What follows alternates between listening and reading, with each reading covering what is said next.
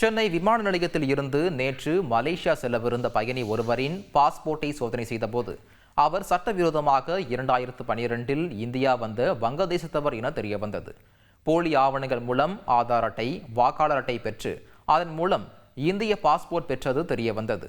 மூஜிப் ஹுசைன் என்ற அந்த வங்க தேசத்தவரை கைது செய்து மத்திய குற்றப்பிரிவு போலீசாரிடம் ஒப்படைத்தனர். போலீசார் அந்த நபரிடம் விசாரணை மேற்கொண்டுள்ளனர். பொள்ளாச்சி அடுத்த கிணத்துக்கடவு அருகே சுரங்கத்துறை மண்டல பறக்கும் படை வாகன சோதனை நடத்தினர்.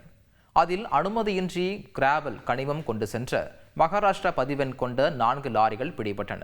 ஆவணங்களை கேட்டபோது 4 லாரி ஓட்டுநர்களும் தப்பிச் சென்ற பின் அந்த 4 லாரிகளை அதிகாரிகள் பறிமுதல் செய்து கிணத்துக்கடவு போலீசாரிடம் ஒப்படைத்தனர்.